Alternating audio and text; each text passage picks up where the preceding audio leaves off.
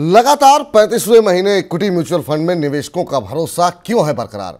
लगातार आ रहे एनएफओ पर भरोसा करें या फिर पुराने फंड में निवेश है बेहतर? नमस्कार, स्वागत है आपका म्यूचुअल फंड दुनिया के सबसे अनोखे कार्यक्रम म्यूचुअल फंड सेंट्रल में। मैं हूं विपुल सिंह। म्यूचुअल फंड निवेश से जुड़ी हर खबर का इस कार्यक्रम में हम करेंगे विश्लेषण। म्यूचुअल फंड कौन से अच्छा प्रदर्शन कर रहे हैं ये भी आपको बताएंगे।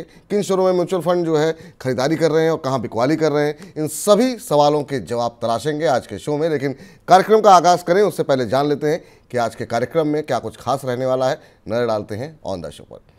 तो ऑन द शो में सबसे पहले आपको बताएंगे कि म्यूचुअल फंड में निवेश, मल्टी कैप फंड के अंदर निवेश में कितना फ़ायदा हो सकता है, मल्टी कैप फंड होते क्या है, कौन से सबसे बेहतरीन मल्टी कैप फंड है, कौन से फंड मैनेजर यहाँ पर जो है अच्छे रिटर्न दे रहे हैं। इन तमाम विषयों का विश्लेषण जो है आज के इस कार्यक्रम में हम करके आपको देंगे। इसके साथ ही इक्विटी फंड में लगातार जिस तरीके से निवेश बढ़ रहा है उसके मायने क्या निकल करके आ रहे हैं और क्या बाजार की ऊंचाई पर निवेश करना भी चाहिए या नहीं। और आखिर में आपको ये भी बताएंगे कि म्यूचुअल फंड किन शेयरों में खरीदारी कर रहे हैं और कहाँ बिकवाली कर रहे हैं और आपकी स्ट्रेटजी क्या होगी, ये हमारे एक्सपर्ट बताएंगे। चलिए, तो सबसे पहले आपको रूबरू कराते हैं आज के हमारे खास मेहमान से। हमारे शो की आज हमारी खास मेहमान है certified financial planner Meer Agarwal ji. Meer ji, बहुत बहुत स्वागत है आपका और बहुत लंबे समय बाद आपने समय दिया। हमारे तमाम दर्शक आपका इंतज़ार करते हैं, आपके विश्लेषण का इंतज़ार करते हैं। सबसे पहले तो आपसे यही जानना चाहेंगे कि ये जो लगातार हम देख रहे हैं कि सिलसिला बना हुआ है, इक्विटी फंड के अंदर निवेश आ रहा है और अब शेयर बाज़ार की वैल्यूएशन को लेकर के बहुत सारे जो एनालिस्ट हैं इक्विटी मार्केट में वो कई सारे सवाल उठा रहे हैं। तो ऐसे में क्या इक्विटी फंड से दूरी बनानी चाहिए? क्या मौजूदा स्तरों में अभी भी इक्विटी फंड के अंदर जो इन्फ्लो आ रहा है वो बनाए रखना चाहिए या आपको लगता है थोड़ा सा फोकस इक्विटी से हटाना चाहिए? तो नमस्कार Vipul, and as always very nice to be on the show today.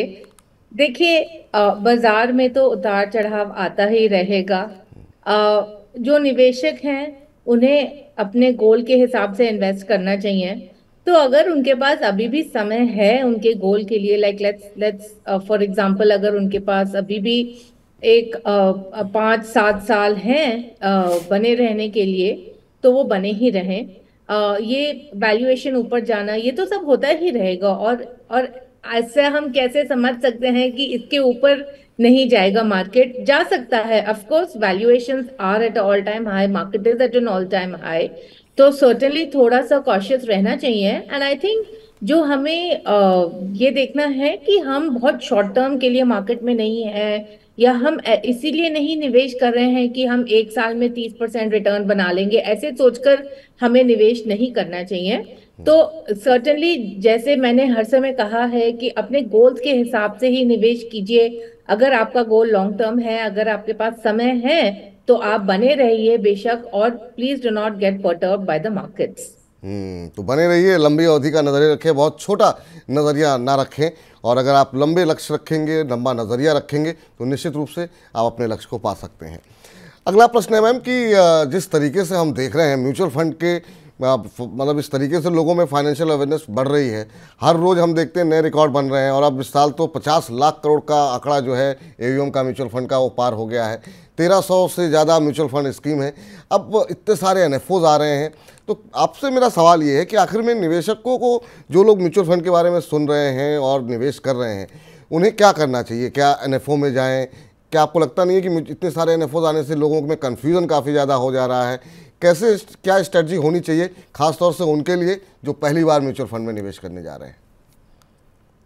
तो बिल्कुल मुझे भी ऐसे ही लगता है कि इतने सारे एनएफओ आ रहे हैं, सर्टेनली ये बहुत कंफ्यूजन हो रहा है लोगों में कि पुराने फंड में जाएं, नए फंड में निवेश करें। तो एक्चुअली मैं आई एम कम्प्लीटली अगेंस्ट एनएफओस, क्योंकि इसमें कुछ नया नहीं देखने को मिल रहा है हमें। तो बहुत सारे एग्जिस्टिंग फंड्स हैं जिनका बहुत लॉन्ग टर्म परफॉर्मेंस भी अवेलेबल है। तो सबसे पहले तो आई वुड से कि एनएफओस की तरफ ना जाएं। अब आपने, जैसे कि आपने कहा कि करीब 1300 स्कीम है, और इसमें से हम क्या चुने, कैसे करें, बहुत ही मुश्किल हो जाता है।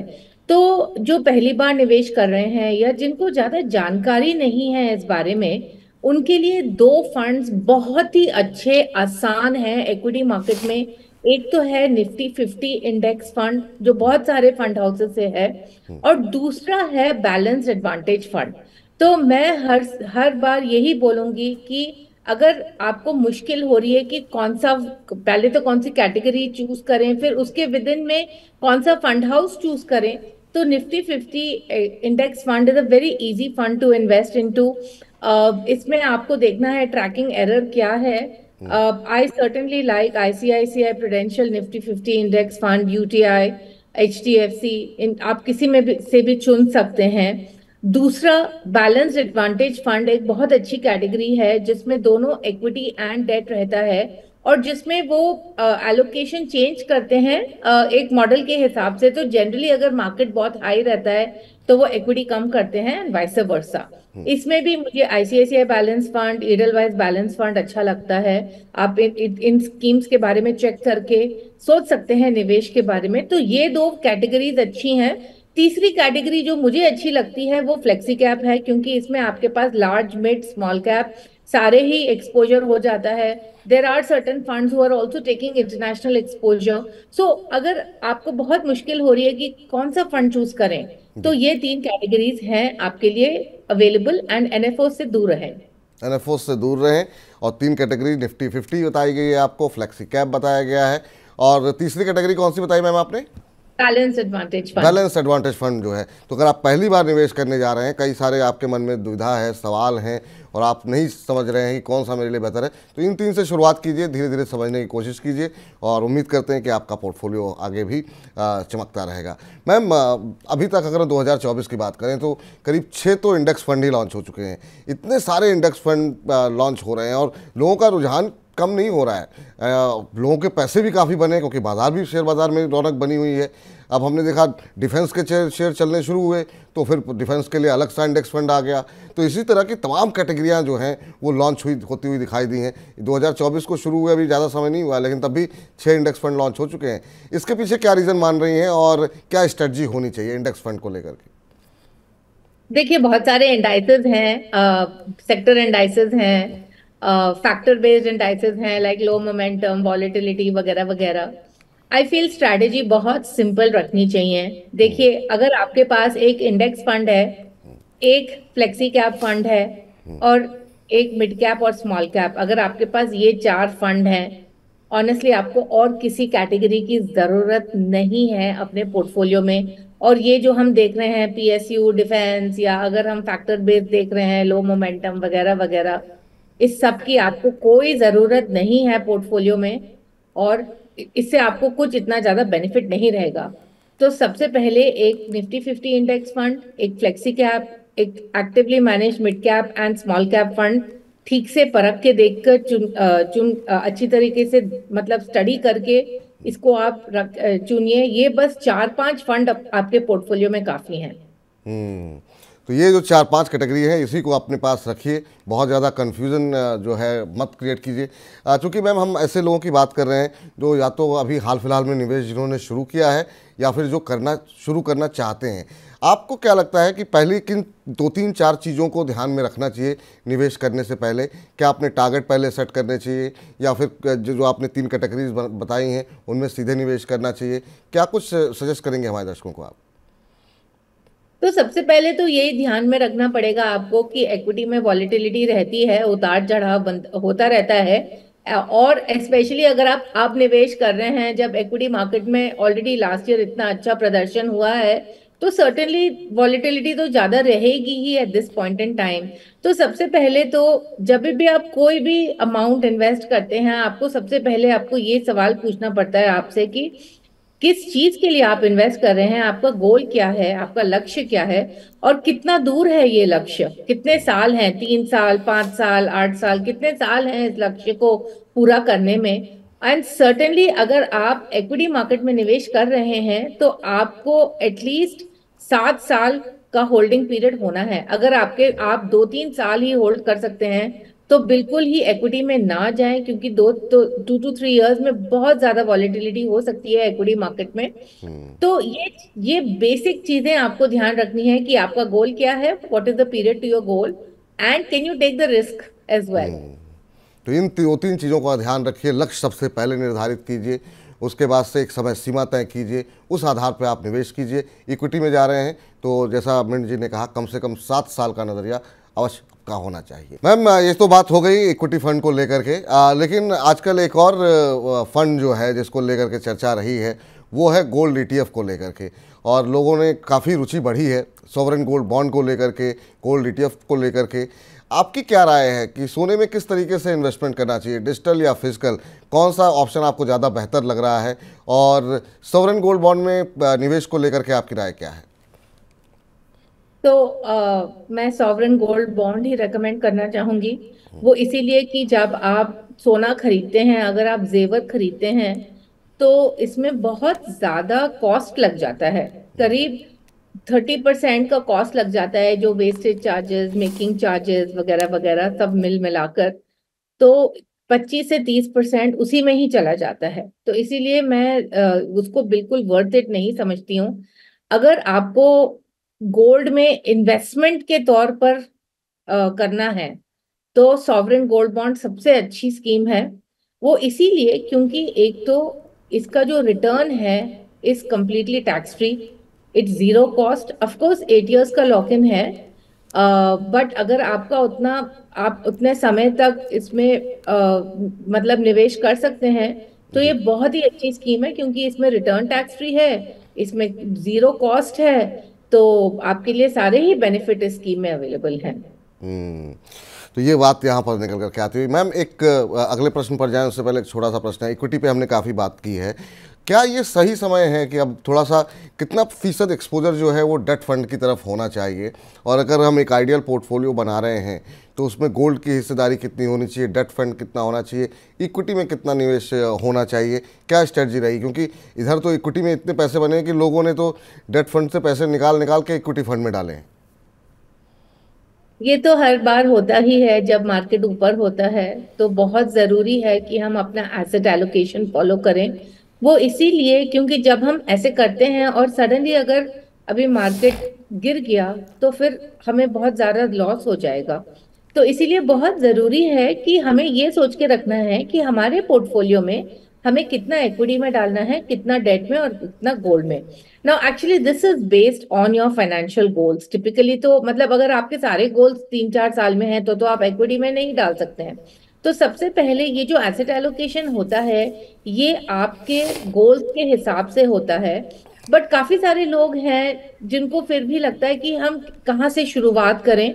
तो मैं ये कहना चाहूंगी कि अगर आप कंजर्वेटिव इन्वेस्टर हैं, एटलीस्ट आपको 30% इक्विटी में रहना चाहिए।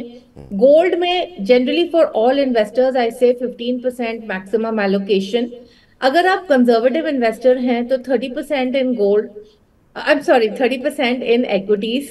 अगर आप aggressive है, of course you can then do even 70%, but if you're a moderate investor then I would say 50% in equities, but I would say 30% तो रहना ही चाहिए।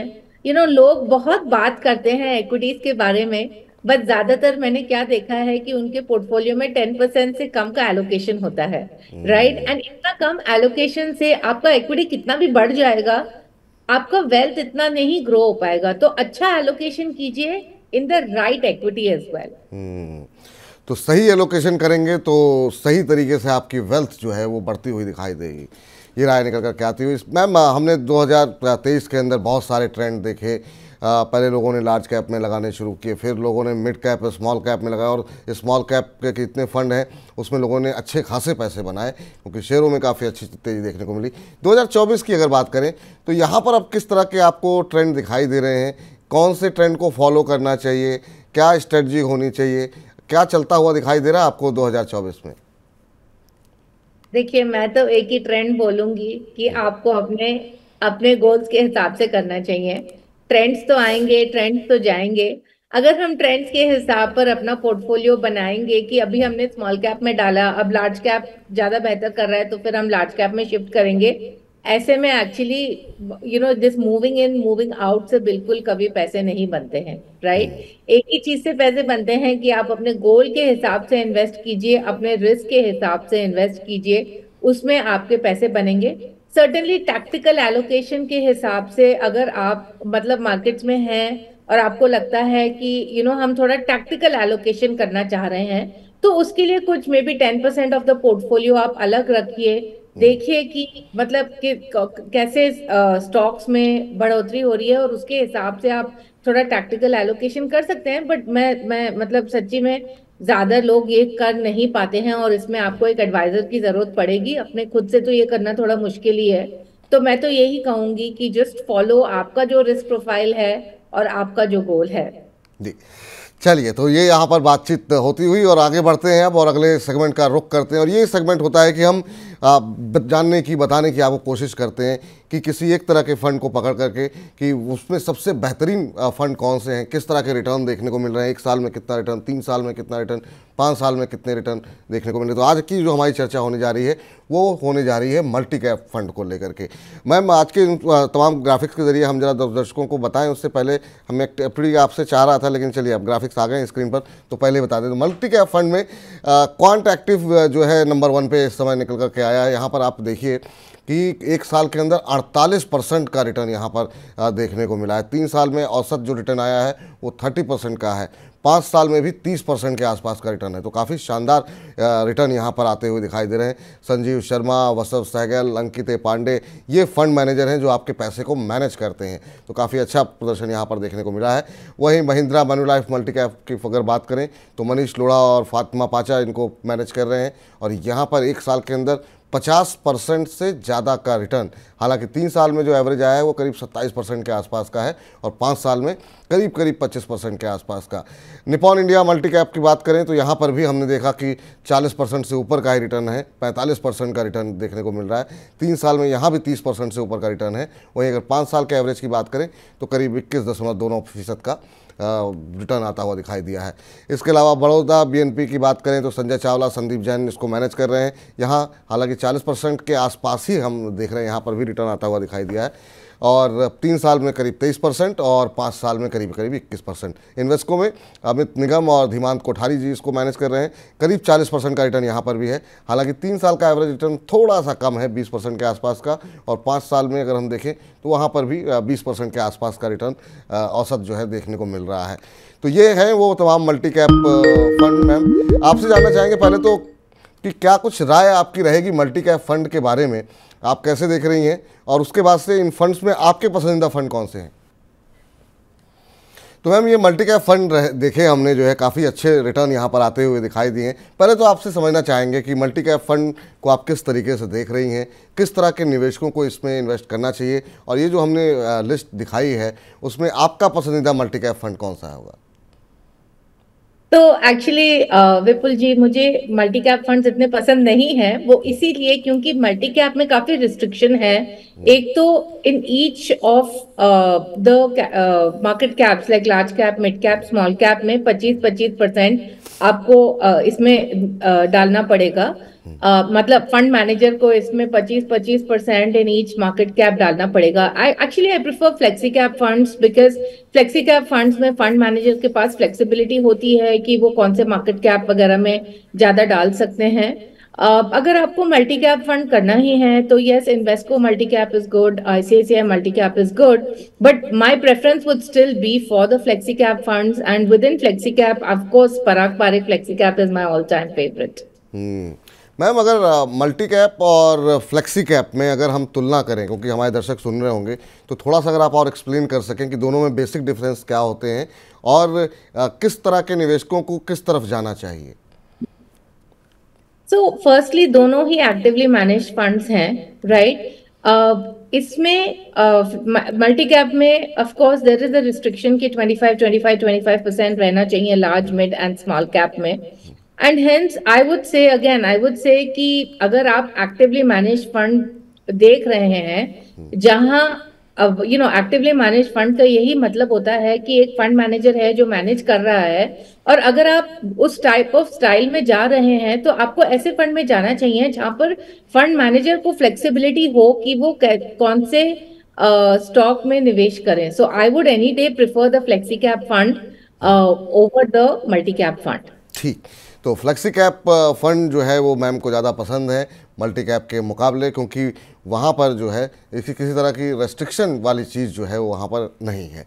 चलिए अब ज़रा आगे बढ़ते हैं और आगे बढ़ कर के ज़रा उन म्यूचुअल फंड के बारे में बात करते हैं, नहीं उन शेयरों के बारे में बात करते हैं जहाँ पर कि म्यूचुअल फंड खरीदारी कर रहे हैं या बिकवाली कर रहे हैं, और क्या स्ट्रेटजी आपकी होनी चाहिए ये भी हम आपको बताएंगे।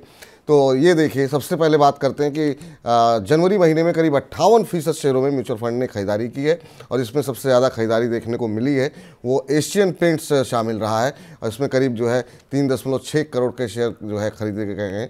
इसके अलावा आयशर मोटर्स में अच्छी बाइंग देखने को मिली है म्यूचुअल फंड की तरफ से। मारुति की जो है एक तरीके से हम देखें कि यहाँ पर भी करीब 4 करोड़ शेयर जो है मारुति के खरीदे गए हैं। तो जो थीम निकल के आई है वो ये है कि ऑटो शेयरों में एक बार फिर से म्यूचुअल फंड बुलिश थोड़े से दिखाई दे रहे हैं, और इसके अलावा बैंकों में थोड़ा सा रुझान सकारात्मक हुआ है। कोटक महिंद्रा बैंक जो है आप देख सकते हैं, एचडीएफसी बैंक, नतीजे खराब रहे थे, शेयर में गिरावट देखने को मिली, और उसके बाद से हमने देखा कि तमाम जो म्यूचुअल फंड्स हैं उस गिरावट का फ़ायदा उठाते हुए दिखाई दे रहे हैं। और आप चार्ट्स में भी देख सकते हैं कि किस तरीके से लोअर लेवल से यहाँ पर रिकवरी देखने को मिली है, चाहे वो एशियन पेंट्स हो, वो चाहे फिर मारुति हो, या फिर आयशर मोटर्स पर आपकी स्क्रीन पर है चार्ट्स आप देख सकते हैं। मैम ये क्या इंडिकेशन, क्या इसको देखना चाहिए, नहीं देखना चाहिए, और इसके आधार पर अपनी कोई स्ट्रेटजी बनानी चाहिए? आप कैसे देखती हैं इस तरह के डेटास को? बिल्कुल नहीं। एज अ रिटेल इन्वेस्टर, अगर हमने फंड मैनेजर को ये रिस्पॉन्सिबिलिटी सौंपी है कि आप हमारे लिए रिटर्न बनाएं, तो वो अपने आप से परख कर वो अपना एनालिसिस वगैरह कर ही रहे होंगे। इसमें आई डोंट थिंक कि इंडिविजुअल्स को पढ़ना चाहिए, और इसके ऊपर अगेन स्ट्रैटेजी बनानी इंडिविजुअल्स के लिए तो बहुत ही मुश्किल है, क्योंकि मैं आपको बता रही हूँ कि सब लोग ये देखते हैं कि निवेश कब हो रहा है, बट कोई ये नहीं देखता है कि एग्जिट कब हो रहा है। तो आप सभी के लिए ये दरख्वास्त है कि इसको देख करके अपनी कोई पोजीशन आप लोग मत बनाइए, क्योंकि म्यूचुअल फंड आज खरीद रहे हैं और हो सकता है कि कोई खबर नेगेटिव हो, वो लोग 2 दिन बाद बेच देंगे और आप के पास वो शेयर रह जाएगा, तो आप नुकसान में हो सकते हैं। हाँ, आंकड़ों के लिहाज से, जानकारी के लिहाज से आप निश्चित रूप से इन तमाम आंकड़ों को देख सकते हैं, लेकिन इसके आधार पर कोई स्ट्रेटजी मत प्लान कीजिए। अब जरा उन शेयरों पर नजर डालते हैं जहां पर भी म्यूचुअल फंड की तरफ से बिकवाली की गई है, और उसमें हमने देखा कि वो शेयर शामिल हैं जिनमें कि अच्छी खासी तेज़ी आ चुकी थी। जी हाँ, अदानी पोर्ट के अंदर हमने देखा कि काफ़ी तेज़ी के साथ बढ़त देखने को मिली है, तो अब वहाँ पर थोड़ी सी बिकवाली म्यूचुअल फंड की तरफ से की गई है।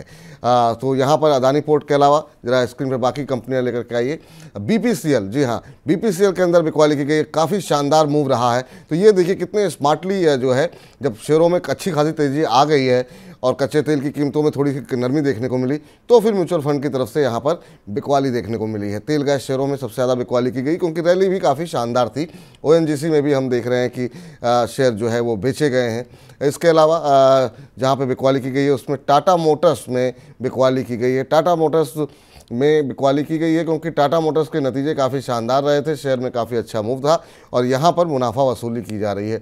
एनटीपीसी पूरे पावर पैक में काफ़ी शानदार तेज़ी देखने को मिली है, और अब थोड़ा सा प्रॉफिट बुकिंग जो है यहाँ पर म्यूचुअल फंड की तरफ से की जा रही है। तो ये देख सकते हैं आपकी सबसे ज़्यादा बिकवाली जो की गई है वो एनटीपीसी में ही की गई है, और खैर शेयर चला भी बहुत तेज़ी के साथ था। तो ये वो तमाम आंकड़े हैं जिन पर आप सिर्फ नज़र रखने के लिए नज़र रखते हैं, ताकि आप के पास जानकारी जो है वो पूरी मिलती हुई दिखाई दे। चलिए अब चलते हैं हमारे आज के आखिरी सेगमेंट में, जिसमें कि जो आप लोगों ने हमें सवाल भेजते हैं बड़ी संख्या में, उनमें से सारे सवाल तो नहीं डिस्कस कर पाएंगे, लेकिन हाँ कुछ एक सवाल अवश्य हम डिस्कस करेंगे। सूर्योदय सिंह जी हैं पटना से मैम, और इन्होंने अपना प्रश्न हमें भेजा है। कह रहे हैं कि मेरा 5 साल का बेटा है और 9 साल की बेटी है, और कह रहे हैं कि अपने निवेश को बड़ा करने के लिए फिक्स रिटर्न वाली सरकारी जो उत्पाद हैं, प्रोडक्ट हैं, उनमें मैं इन्वेस्ट करूं, या फिर मुझे भी इक्विटी म्यूचुअल फंड में निवेश करना चाहिए। तो फाइनेंशियल अवेयरनेस जो बढ़ रही है उसका ये फ़ायदा है, वरना ज़्यादातर छोटे शहरों के लोग काफ़ी लंबे समय तक किसान बचत पत्र और तमाम एफडी पर ही भरोसा करते थे, लेकिन ये अभी थोड़ा सा आपसे राय लेना चाह रहे हैं। तो बिल्कुल आपको थोड़ा तो इक्विटी में निवेश करना ही पड़ेगा। आजकल अगर हम एजुकेशन का कॉस्ट देखें तो काफ़ी ज़्यादा है, सबसे पहले तो। दूसरा, एजुकेशन इन्फ्लेशन जो है इंडिया में वो है 10% प्लस, राइट। सो उसके हिसाब से अगर आप फिक्स रिटर्न में निवेश कर रहे हैं तो ये 10% इन्फ्लेशन है, इसको आप बीट नहीं कर पाएंगे। तो इसकी वजह से आपको इक्विटी में एक्सपोजर लेना पड़ेगा। What I will actually suggest is कि सिंस आपने ज्यादातर अभी तक फिक्स रिटर्न इन्वेस्टमेंट्स ही किए हैं, आई विल सजेस्ट कि पहले आप बैलेंस एडवांटेज फंड में निवेश कीजिए, क्योंकि इसमें आपको डेट एंड इक्विटी दोनों मिल जाएगा। और अगर आप इक्विटी का रिस्क ले सकते हैं और इसमें भी आप चाहते हैं कि थोड़ा सा लो रिस्क हो, then I will suggest Nifty 50 index fund. जी, इस बीच सुधीर श्रीवास्तव जी का अगला प्रश्न आया है और ये नासिक महाराष्ट्र से हैं और कह रहे हैं कि मेरे पास कुछ ऐसे म्यूचुअल फंड हैं जिनका कि एक्सपोजर फिनटेक कंपनी पेटीएम में है, क्या मुझे इसके लिए परेशान होने की ज़रूरत है? क्या मुझे अपने पोर्टफोलियो को एग्जिट कर देना चाहिए? ये मैम बहुत लोगों का अब आपको याद होगा शायद जब अदानी को लेकर के हिंडनबर्ग की रिपोर्ट आई थी तब भी लोगों में पैनिक था और बहुत सारे सवाल हमारे पास आ रहे थे कि मेरे म्यूचुअल फंड का एक्सपोजर है अदानी में, क्या मैं निकल जाऊँ? आप इस तरह की सिचुएशन में जब एकदम से कोई गिरावट आती है, कोई खुलासा होता है, क्या स्ट्रेटजी होनी चाहिए म्यूचुअल फंड निवेशक की? तो एकदम से तो हमें कोई भी डिसीजन नहीं करना चाहिए, मतलब पैनिक में आकर तो सर्टेनली ही नहीं करना चाहिए। And another thing that we have to remember is that they are experts in the mutual funds who are there for this reason itself, right? तो आई फील कि हमें थोड़ा सिचुएशन को देखना चाहिए एंड देन उसके उसके बेसिस के ऊपर हमें रिएक्ट करना चाहिए। Generally, I want to say this, that the mutual fund industry is one of the most regulated sector in India, and I generally believe कि ऐसी I mean yes, it is worrisome, but I feel कि we should have belief in the mutual fund, and हमें panic में आकर कोई decision नहीं लेना चाहिए, थोड़ा वेट एंड वॉच वाला अप्रोच करना चाहिए। तो वेट एंड वॉच वाली अप्रोच जो है रखनी चाहिए, ये फिलहाल राय निकल के आती हुई। और अगला प्रश्न जो है वो रितिका ने भेजा है, हमें लखनऊ से हैं, कह रही हैं कि इमरजेंसी कॉर्पस बनाने के लिए क्या मुझे डेट म्यूचुअल फंड में निवेश करना चाहिए, और अगर निवेश करने के लिए वो जानना चाह रही हैं कौन से डेट म्यूचुअल फंड में मुझे पैसे लगाने चाहिए। तो इमरजेंसी कॉर्पस के लिए टिपिकली ऐसा होता है कि इमरजेंसी कॉर्पस ऐसा होता है कि हमें उसमें से इजीली पैसे निकाल लेने चाहिए, राइट? अगर कुछ दुविधा आए या कुछ प्रॉब्लम आए, then we should be able to access that corpus very easily, right? तो उस हिसाब से एक्चुअली मेरा रिकमेंडेशन रहता है कि आप एफडी में पैसे डालिए। वो इसीलिए क्योंकि बैंक का एफडी आप ऑनलाइन भी तोड़ सकते हैं एंड उसमें से पैसे निकाल सकते हैं। दूसरा, आप लोन अगेंस्ट एफडी भी ले सकते हैं। ऑफ कोर्स अगर आप म्यूचुअल फंड की ओर देख रही हैं तो लिक्विड फंड अवेलेबल है जिसमें आप निवेश कर सकते हैं, but I would still between both of them you can choose, थोड़ा आप एफडी में डाल दीजिए और थोड़ा आप लिक्विड फंड में डाल दीजिए।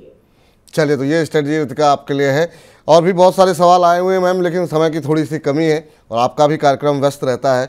बहुत बहुत शुक्रिया मैम, बहुत बहुत धन्यवाद आज की इस चर्चा में जुड़ने के लिए, और उम्मीद है कि समय समय पर आप थोड़ा बहुत समय मनी9 को आगे भी देती रहेंगी। बहुत बहुत धन्यवाद आपका। तो चलिए, फिलहाल म्यूचुअल फंड सेंट्रल को यहीं पर समाप्त करते हैं, लेकिन म्यूचुअल फंड से जुड़े अगर आपके पास भी कोई सवाल हैं तो आपको बता दें कि हर बुधवार को शाम को 4 बजे हमारा जो हेलो मनी9 है शाम को, उसमें हम काफ़ी डिटेल में बातचीत करते हैं। तो अपने प्रश्न जो आज हम डिस्कस नहीं कर पाए हैं वो हम बुधवार को डिस्कस कर लेंगे। तो अपने प्रश्न आप हमें लगातार 93112187 पर भेजते रहिए। मुझे इजाज़त दीजिए, और अभी तक आपने अगर मनी9 के ऐप को डाउनलोड नहीं किया है तो तुरंत डाउनलोड कर लीजिए, क्योंकि ये शो सिर्फ ऐप पर ही उपलब्ध है। मुझे इजाज़त दीजिए, नमस्कार।